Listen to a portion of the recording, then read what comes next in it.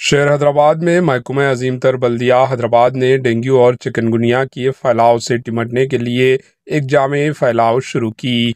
Door to door पहुंचकर मच्छरों की अफजाइश को रोकने और एहतियाती तदाबीर इख्तियार करने और इससे मुताल्लिक इक़दाम को वाकिफ करवाया गया।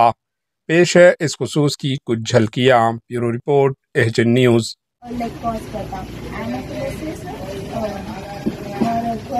और एरियो इजिप्टियन ये 3 टाइप के मस्किटोस रहते हैं। ये हेल्थ के लिए बहुत डेंजरस है। डेंगू, मलेरिया, डिफरेंट टाइप के डिसीजेस हो सकते हैं। तो वो अवॉइड करने के लिए कोई भी कंटेनर्स में वाटर स्टोर नहीं करना। ये प्लेट्स कुछ भी रहने दो, कुछ पॉट वगैरह रहेगा, फिर जो कोकोनट रहता, कोकोनट के अंदर भी ऐसा बाहर झटकेदार नहीं करना, उसमें भी वाटर स्टोर हो जाता। तो वाटर कहीं पे भी आपको स्टोर नहीं करना। एचएन न्यूज़ को लाइक करें, शेयर करें और सब्सक्राइब करना ना भूलें।